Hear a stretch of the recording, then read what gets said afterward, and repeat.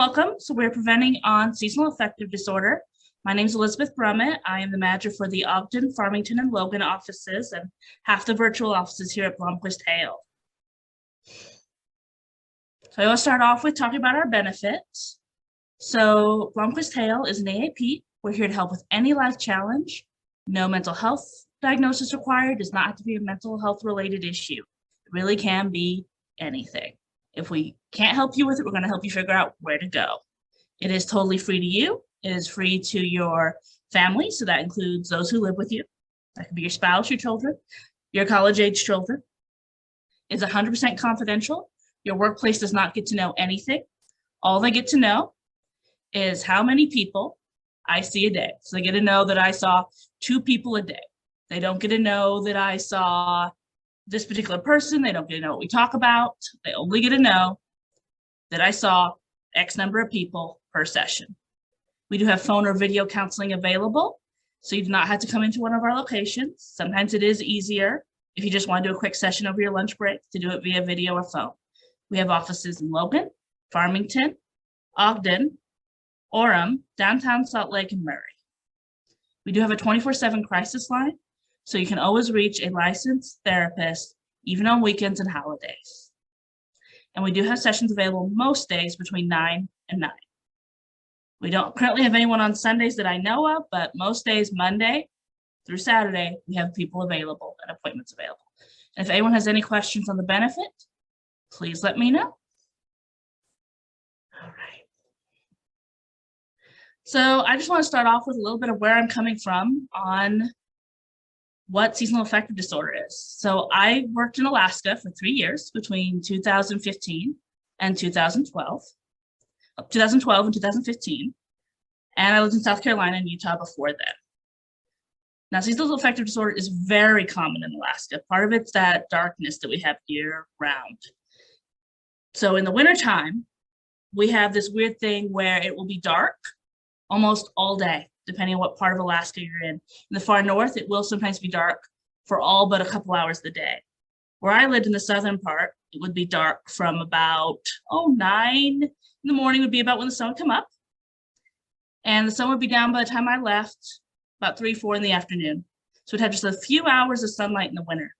And in the summer, the sun would not go down until 11 at night. And it would come back up at 3 a.m. So a little bit of a different environment. And a lot of Alaskans have their own advice on seasonal affective disorder. So that's why I'm doing this presentation.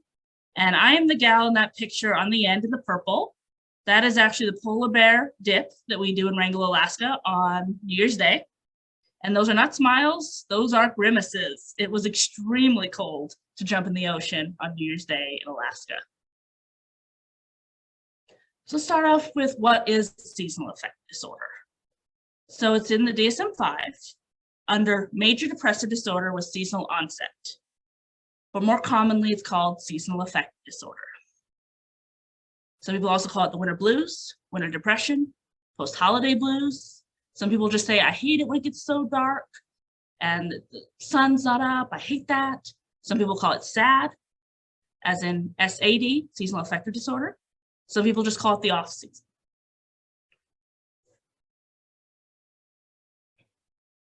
So what are the symptoms? And this gets a little weird because sometimes you'll have only some of these symptoms and not all of them. Low energy, low motivation, struggles with sleep, sometimes sleeping too much, sometimes trouble falling asleep, difficulty with concentration or focus, feeling sad, depressed, down, feeling lonely, isolated, not enjoying activities as much as you usually do, anxiety, increased eating, likely unhealthy foods, irritability, weight gain, craving carbs or sugary foods, struggles with intimacy, increased desire to sleep, heaviness in limbs, struggles with exercise, and avoiding social situations. Now, if these sound like other disorders, that's because they also are symptoms of other disorders. So it is very possible to have depression and not be seasonal affective disorder. We will talk a little bit about that. But yes, these are also symptoms of depression.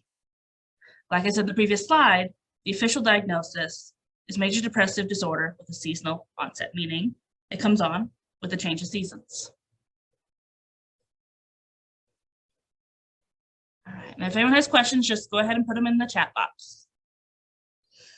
So what actually causes seasonal affective disorder? It's actually something we don't know for sure. You'd think we would after all these years, but seasonal affective disorder was not even recognized as something until the 1980s. And we only started adding it to diagnosis in the 90s. We're not entirely sure what caused it. There's been a lot of theories over the years. And some of the research that we're doing right now has shown that some of those theories we've had aren't necessarily true. One theory is a chemical called melatonin. One of the things it does is when it's time to go to bed, melatonin goes off in your brain to help you sleep. You might have heard of melatonin like you're taking a gummy or a pill. That's similar. It's just not naturally made by your brain, it's in a pill. But melatonin kind of helps your brain wind down and go to sleep. Now in winter, we get increased melatonin. For people that have seasonal affective disorder, there's some evidence that they have way too much melatonin and they sleep too much or they're too tired.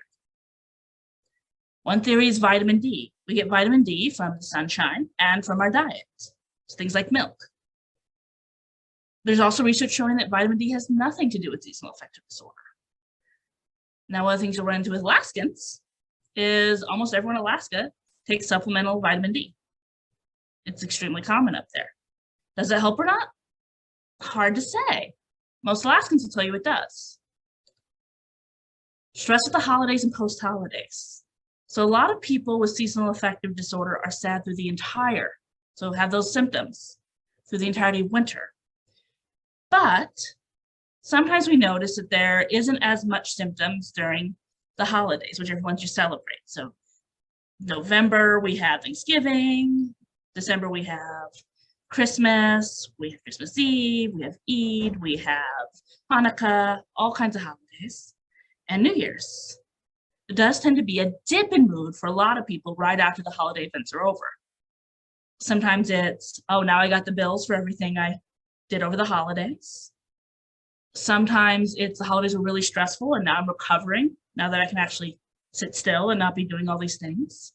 We do notice there is a relation to the holidays with some of these symptoms. In winter, there's sometimes less ability to travel, and that's not just vacations, but visiting friends, driving to your favorite stores or favorite cities. It's sometimes a time where we don't socialize as much because of lack of travel or because of the bad weather. Now with COVID, we actually saw this particularly because we also couldn't see people because of COVID. We can't enjoy warm weather activities. Whenever I ask clients, well, what are your hobbies? What do you do for fun? A lot of them will list summer activities and say, well, I'm really active in the summer, but in winter, I don't know what to do. And not all of them are into winter sports. And so sometimes people spend more time at home because their usual activities that they enjoy are just not something they can do in the winter. We do tend to isolate more in the winter because of that inability to travel, because the weather's not so good. Cold temperatures. So you might have heard in some of the pop psych articles about how if it's colder at night, you're more likely to sleep well. There is some truth to that. Our brains are kind of programmed to when it's cold, it's time to sleep. It must be nighttime. So when you have cooler temperatures at night, you're more likely to sleep well. There are some people that are exceptions to this. We do know that in the winter with the colder temperatures, people do feel more sluggish, more tired. And a lot of us, because we're trying to save on heating costs, will turn our heat down. Also, if you go outside a lot, it tends to get cold. We don't tend to move a lot in the winter. This makes the body slow down.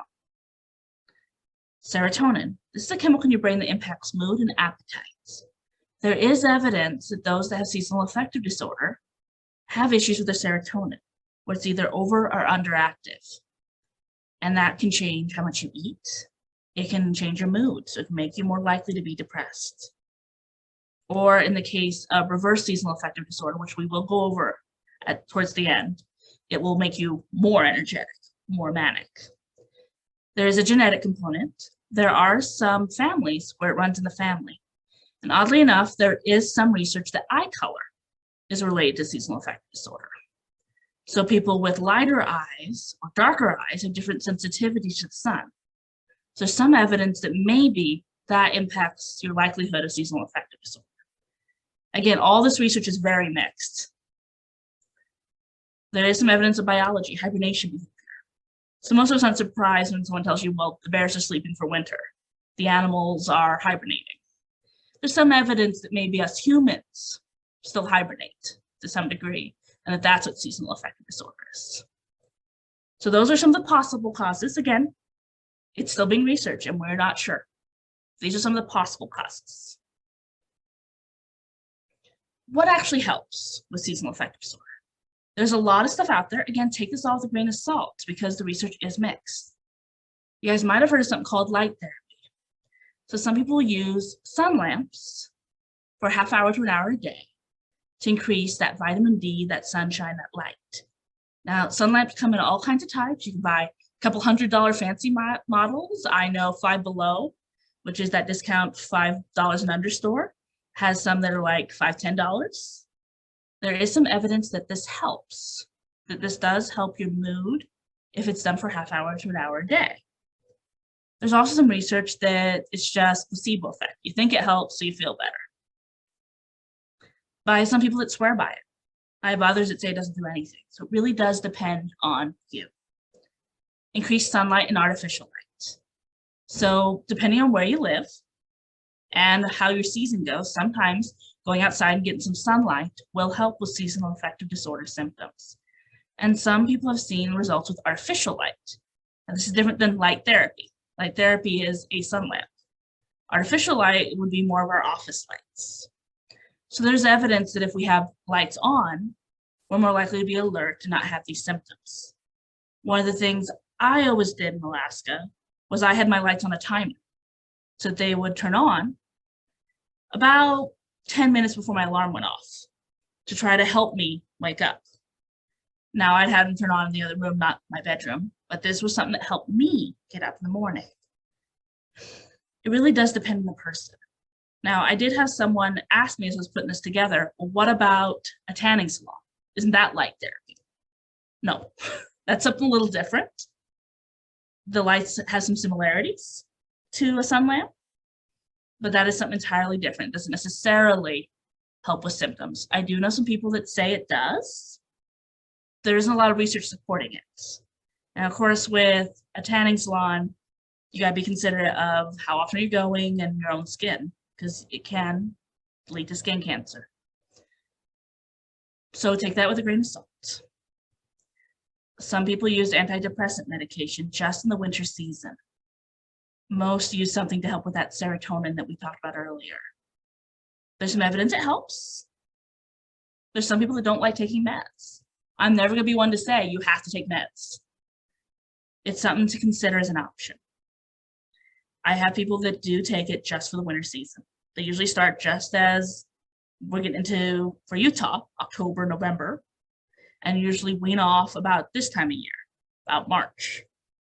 And some people insist that really helps them keep that motivation up, not feel as down, feel better overall. But not everyone needs it, so please don't feel like you have to do medication to cope with seasonal affective disorder. Like I said earlier, increased vitamin D. Some people get that from the sun, some get it from milk, some get it from vitamin supplements. There is some evidence it helps, there's some evidence that it doesn't help. Cognitive behavioral therapy, or CBT. I have clients all the time that ask me, well, I need CBT. That's what we've been doing.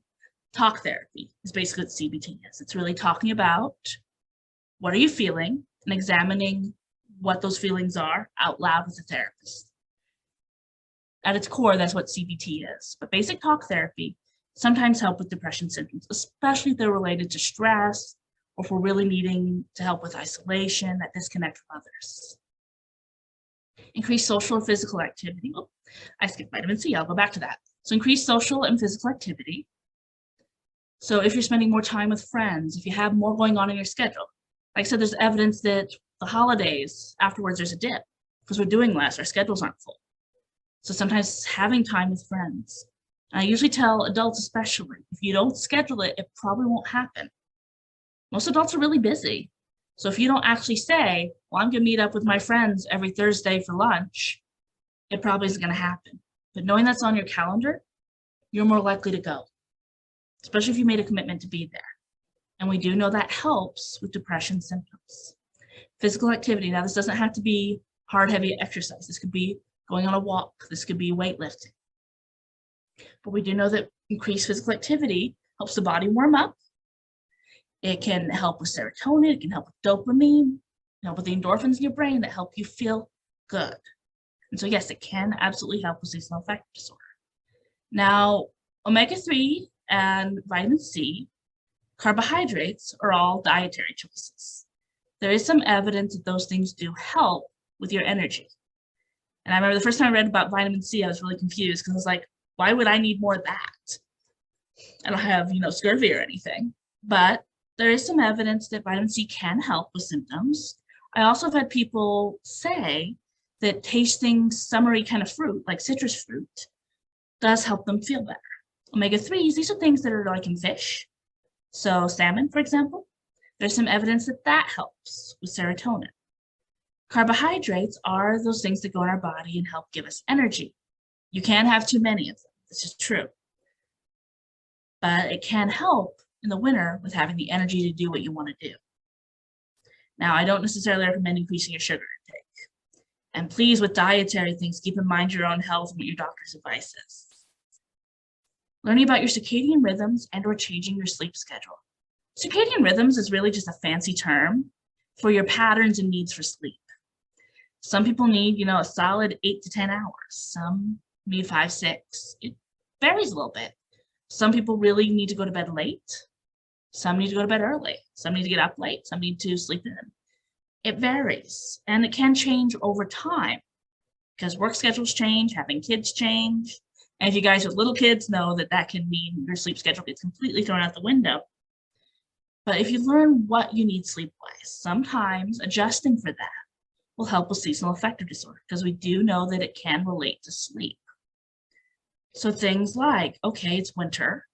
I need to be careful about sleeping in, or I need to sleep in a little more. How can I make this happen? Having a really good routine, making sure you wake up and go to bed at the same time every day, even on days where you don't necessarily have work. That can sometimes help regulate your sleep schedule and help with symptoms. There's a lot of ways to learn about your circadian rhythms, but don't be afraid to adjust for what you need with a change of season.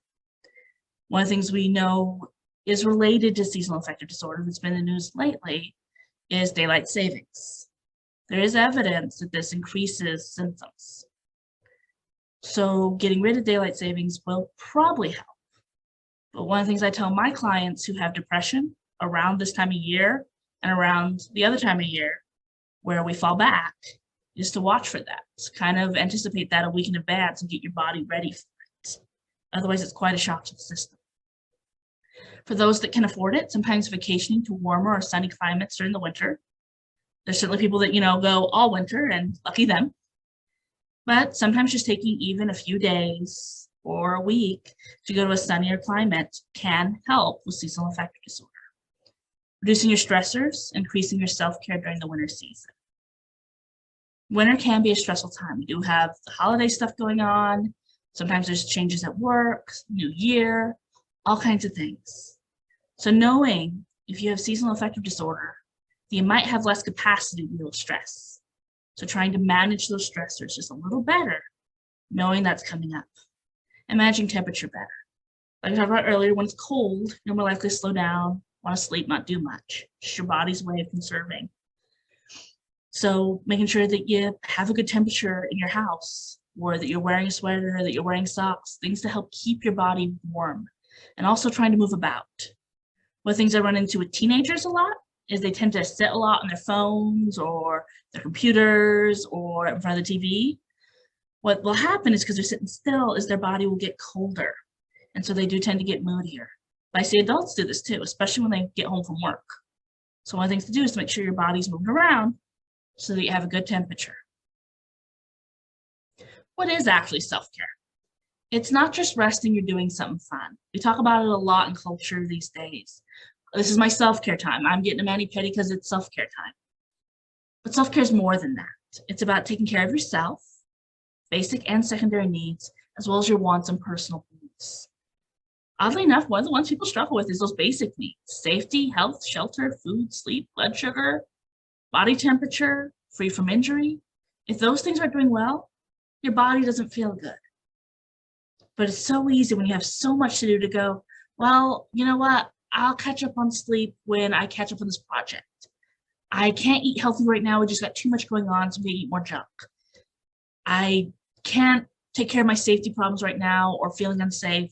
I need to take care of this. Basic needs. You always got to take care of those with self-care. Mani-pedi's great, going out with friends is great, spending time with video games is great, but it doesn't help if you're not meeting your basic needs. And by the way, blood sugar is not just on there for our diabetics. A lot of adults who don't have diabetes neglect their blood sugar. Skipping meals, eating unhealthy, it can affect your mood. Secondary needs are things like financial stability, friendships, family, feeling appreciated, valued, stable employment, feelings of success. And these are needs, not wants, needs. These are things we need in our life to feel healthy. If we don't have those, it's hard to not feel depressed or feel down. So making sure you're making time for these things. Does your employment feel stable? Are you feeling connected like you're getting enough time with family, friends? Do you feel appreciated, valued by the people who matter to you? Some of these are things you might work with a therapist on in talk therapy. How can we have more of these things in our lives? Now then after that, basic and secondary needs are things like time for hobbies, interest, time for doing things that are fun or indulgent, accomplishments that are unattached to expectations.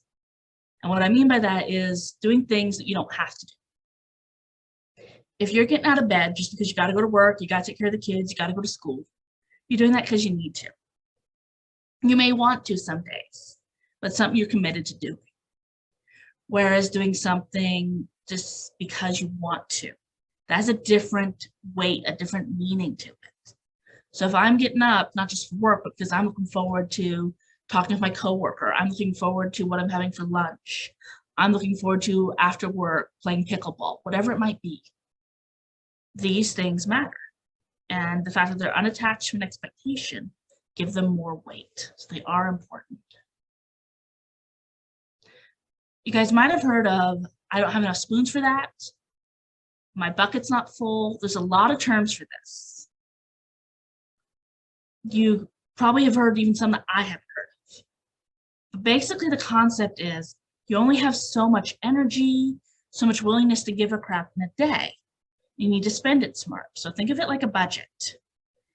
If I have in my bank of give a crap, let's say 20 bucks, and it costs me about $5 to go to work. Whoop. Does someone have a question? Okay, thank you. I'll Venmo you. Thank you so much. Did someone have a question? If not, please mute yourself. Thank you.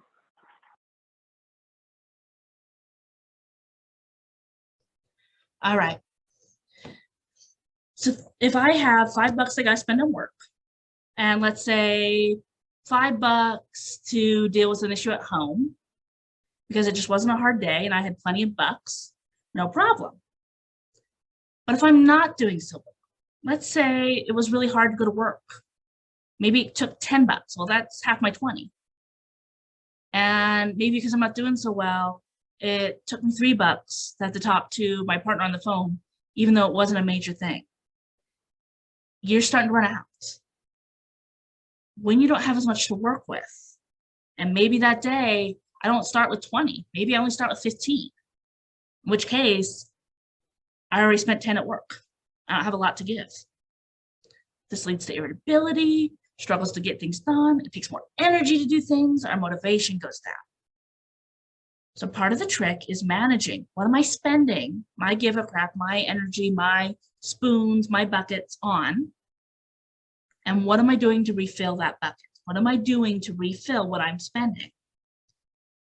Now, you guys are adults, at least I assume you're all adults. So like most adults, you probably don't have the luxury of going, well, I'm just gonna start taking things off my plate.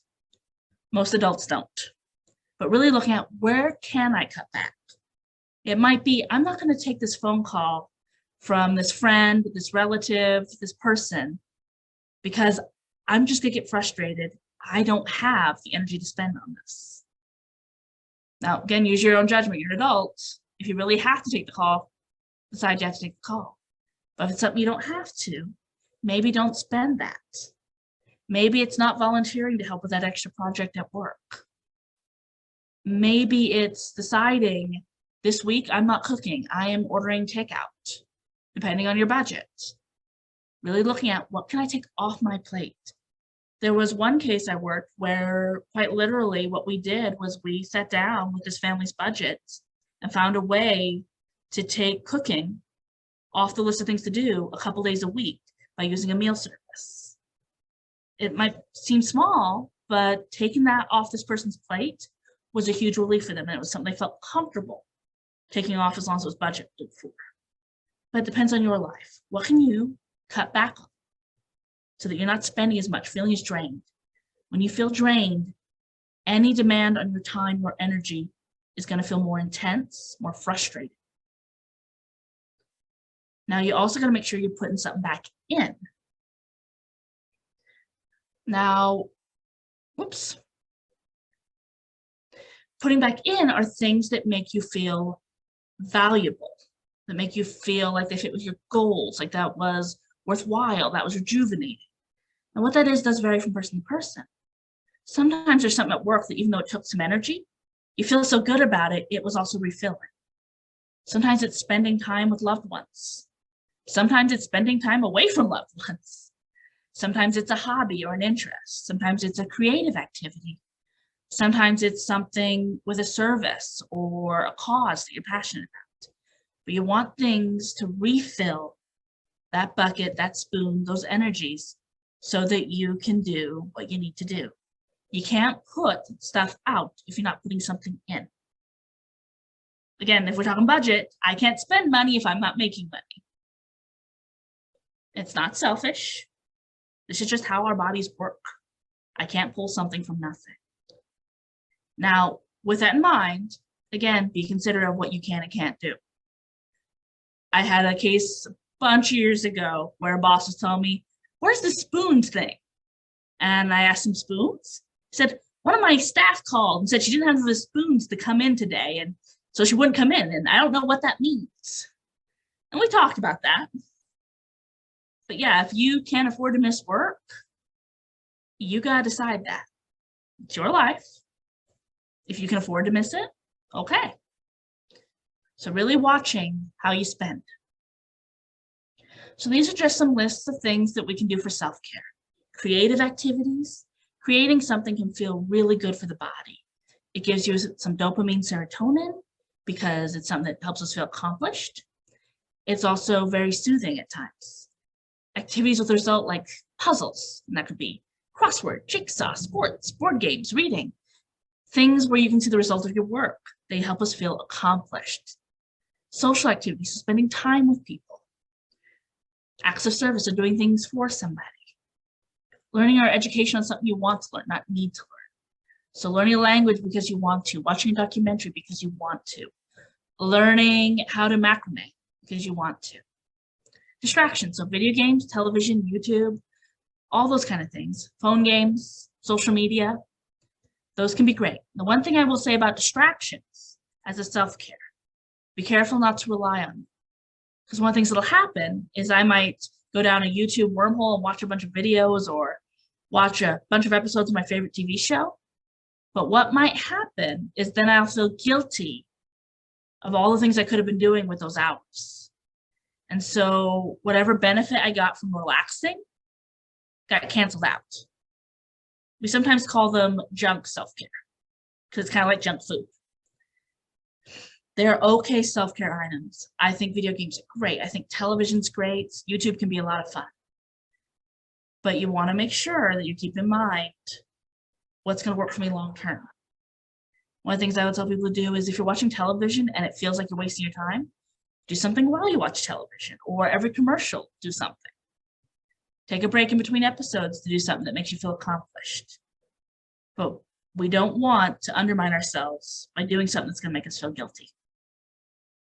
Outdoor activities, even in the winter, these can be good things. Going on a walk, snowshoeing, skiing. It doesn't have to be a sport. It could just be, I'm going outside to make a snowman. Those things can really help. Self-love activities, so massages, manicures, pedicures, hot tubs, a hot shower, a bath, spa activities. A hot shower bath can also help with temperature. So if you're really struggling to get going, sometimes warming up will help your body's motivation come back. Local travel. A lot of people can't travel far to someplace sunny. There's a lot of local things you can do for fun. Sometimes just going to southern Utah where it's a little warmer and a little less snowy, but also sometimes exploring your local museums or local sites. Winter hikes, walks, going to winter markets, seeing theater shows, things that you might not do in the summer, but making that winter time still fun. Baking and cooking, disconnecting from electronics and social media, even for just a few hours. One of the things I miss about being back in the lower 48 states is there were parts of Alaska where I'd work, where I'd have no phone service whatsoever. And I didn't think I'd miss it. But sometimes I really miss knowing that there's a couple days where no one can find me and no one can ask me anything. So sometimes giving yourself that really helps. Smash houses, rage rooms, I send clients to these places all the time. They can be really beneficial and not harmful. Now, if you're going out and breaking public property or hurting people, that's a problem. But if you want to go somewhere and smash plates, okay, go for it. Smash houses are a place where you can pay by the pound to have a bunch of items to smash. They'll give you the supplies for smashing and they'll clean it up for you. Perfectly healthy activity. Does not mean you have issues with violence or anger. Nostalgia or visiting old memories. Sometimes indulging in something you haven't done in a while. Maybe an old video game you played when you were a kid. Maybe looking through photo albums. Maybe connecting with an old friend. Or taking up a movie or a game that you haven't played in a long time that's a board game. Those things can be fun and they can be good self-care. Using your time off and taking real breaks. A lot of adults, we take time off when we need to, when I have a doctor's appointment, when I have to go somewhere, instead of using it when I could just use the break. Some people really benefit from just taking 1 3-day weekend off a month.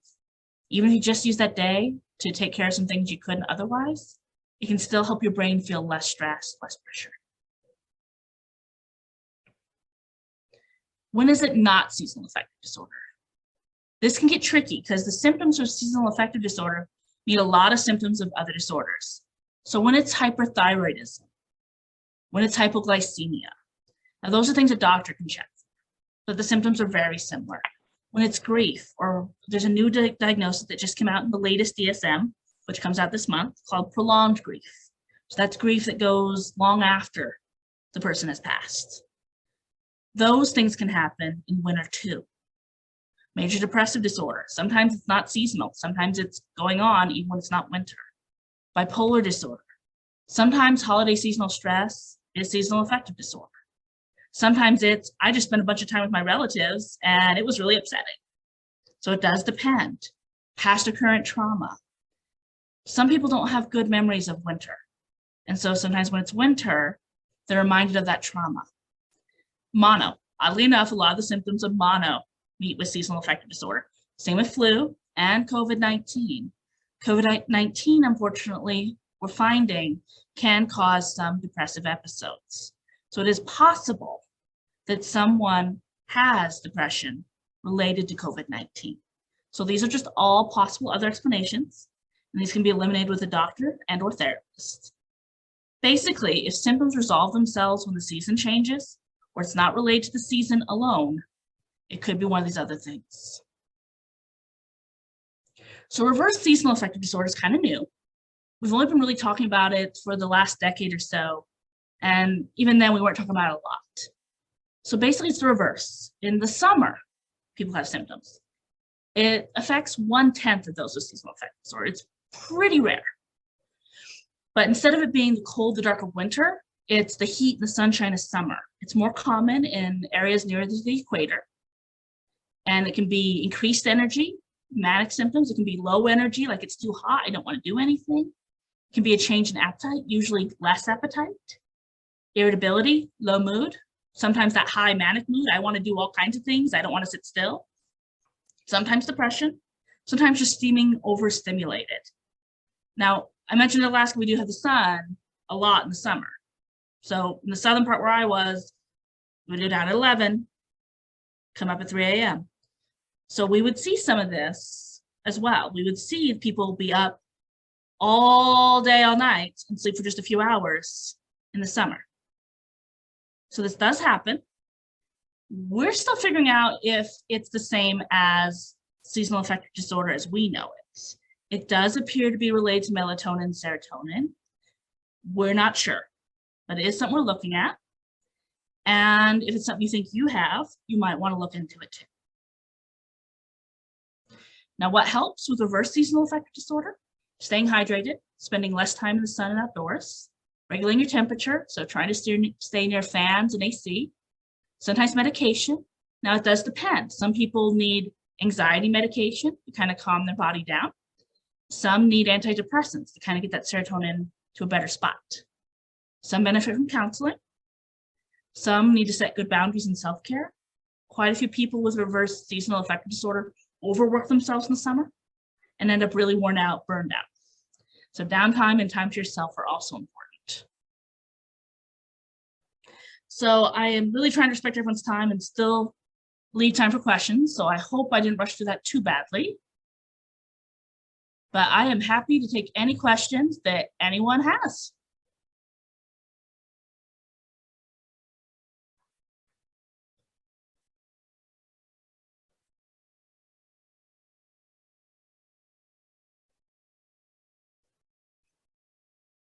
And you can unmute yourself or put them in the chat box. Yes, I will share the PowerPoint with everybody. So typically what happens is we record this and then we put it on our YouTube page. So if you go to YouTube and look for Blomquist Hale, you'll find the recording of this presentation. Likewise, we typically email a copy of this to everybody who attended. And that'll be whatever email you put when you signed in. So the workshop yesterday should have been recorded. It should go on YouTube. I don't know if they don't have it done yet, but they should be putting it up soon. Typically, it's up by the next week. Is there a light that I would recommend for light therapy? It really does depend on your budget. I will say that those really fancy $200 ones are not necessarily that different from the little $10 ones. Some of the ones I like have been little ones I could put on a desk, usually about the size of a tablet. Thing I do recommend is you want it to only be half an hour to an hour. If you have it on all day, it won't necessarily help you.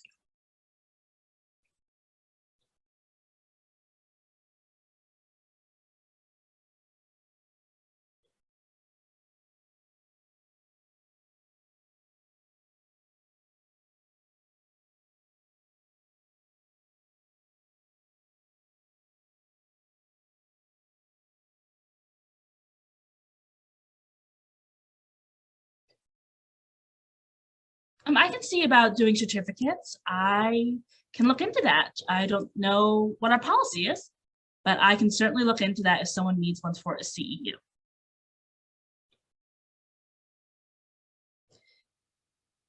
Eating habits can bring bouts of depression. That is a very good question. So there is some evidence that what we eat does impact our serotonin and our moods and our levels. So I mentioned earlier, blood sugar is a factor. So if I'm having high or low blood sugar, that can impact my mood. Likewise, if I am struggling with maybe eating something that I'm allergic to, or no, maybe it's over. They're just asking questions. Today sorry, was don't have the seasonal depression, like.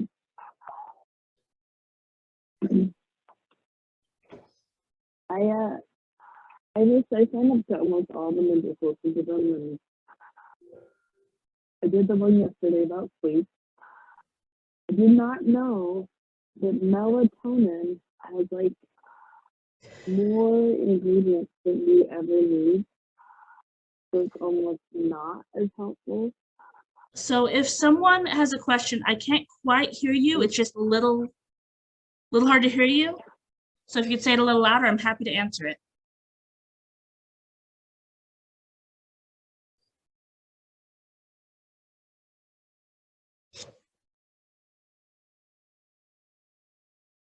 Yes, I am a therapist for Blomquist Hale, so I'm a licensed clinical social worker. Like I said earlier, I do manage the Ogden, Farmington, Logan office and half the online office, but I'm also a licensed clinical therapist.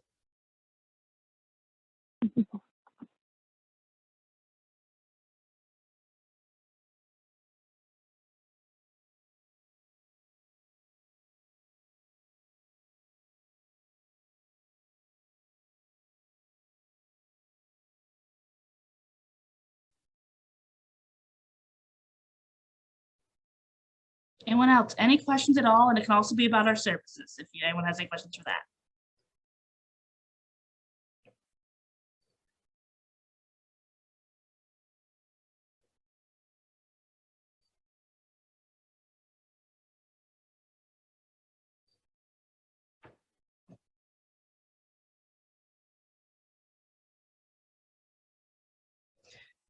So there's a question on, is grieving and seasonal affective disorder connected? It can be. So, for example, if I have lost someone in the wintertime, or I associate wintertime with grieving or death, I'm more likely to have a depressive episode that has an onset in the winter that's related to that death or deaths. So there is a connection. Am I hosting all future workshops? No. I do a few, Carolyn does a few. Usually Heather is here hosting those, and us therapists just kind of present. But Heather is out on maternity leave with her adorable baby, so she wasn't here to do that side of it. But usually Heather will host, and we cannot wait till she's back. How long is a typical session? So our sessions at Blomquist Hale are kind of based a little bit on your need. We set them for 50 minutes. But if someone needs 30, I'm not going to hold them in my office. They can leave after 30. But typically they're 50 minutes. Sometimes we go over the 50 minutes into the hour. But overall, they're set for 50 minutes.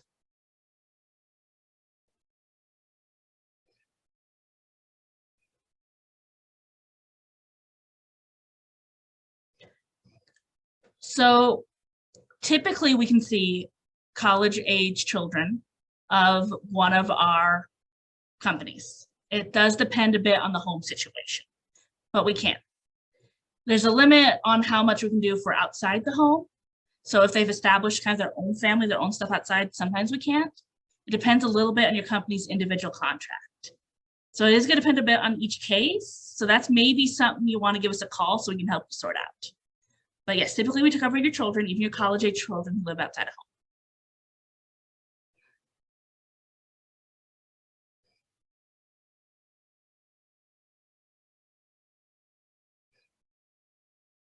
By the way, if there's ever a question I don't answer enough, please let me know.